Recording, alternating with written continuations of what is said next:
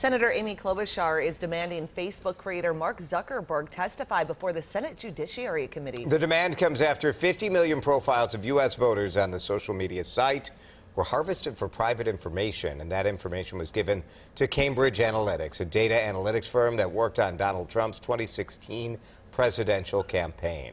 Facebook has suspended the company for violating its standards and practices, but Senator Klobuchar says she wants much more done, especially with another election just months away. Here's Jeff Wagner. Even in a public world, people are entitled to some privacy. Those rules can apply to Facebook, with users allowing the public to only know so much about them. But the social media site admits Cambridge Analytica violated that right to privacy. A whistleblower from the analytics firm says it involved 50 million profiles of U.S. voters.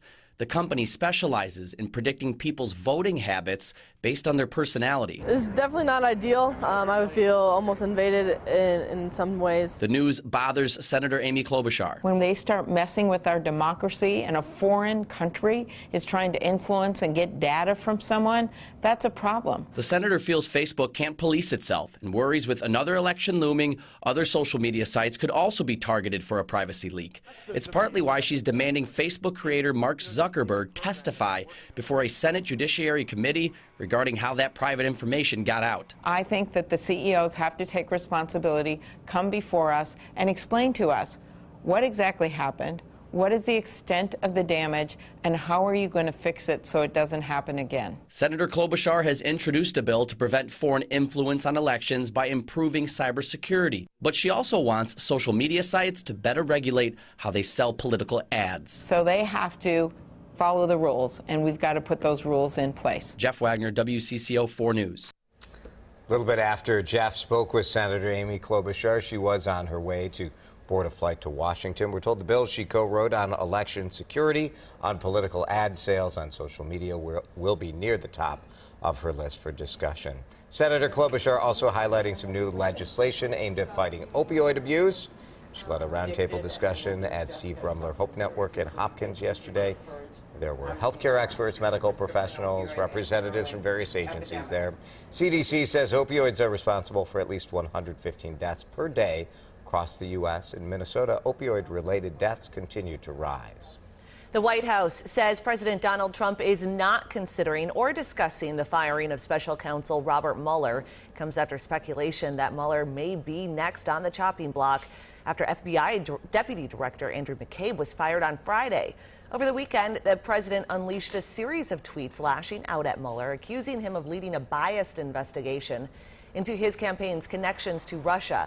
Republicans and Democrats took to the Sunday morning political shows with stern warnings for the president to not even consider terminating the investigation.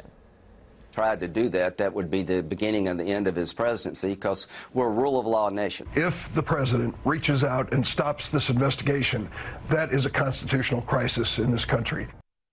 So far, 4 former Trump campaign aides have been charged with financial crimes or lying to the FBI. 3 of them have pleaded guilty and agreed to assist in Mueller's investigation. Vladimir Putin has been elected to another 6-year term. It's his 4th term as Russian president. Winning with more than 70% of the vote, he now becomes Russia's longest continuously serving leader since Joseph Stalin. This morning, police in Austin, Texas are investigating yet another explosion.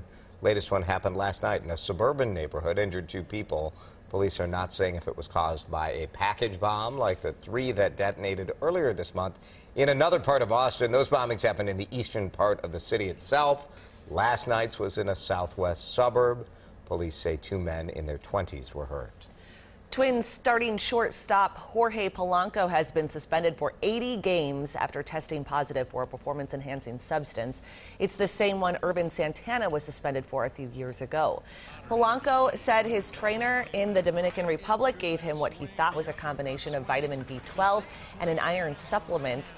But instead of checking with the Twins' physicians, he went ahead and took what he turned out to be an illegal substance. Polanco apologized to the Twins organization with his intention of rejoining the team at the halfway point of the season.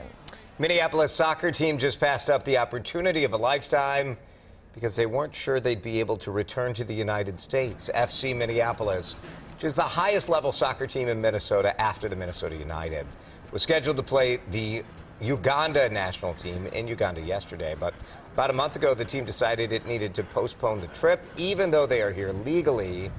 Their immigration attorneys had concerns that some of the players might not be allowed to return because of the travel ban. We are a very, plural team.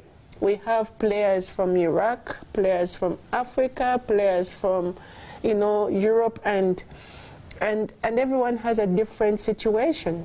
And unfortunately this year, there have been a lot of shifting blocks that it became unsafe. Travel ban issue will be taken up by the Supreme Court in April.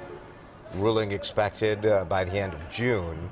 FC Minneapolis still hopeful the game could eventually be rescheduled. They said they really appreciate the support of the people of Uganda and look forward to being able to visit them in the future. So today is the last full day of winter. I know, it made me spring up out of bed and excited to start the day. It did? Yeah. I'm ready to say goodbye to winter. All right.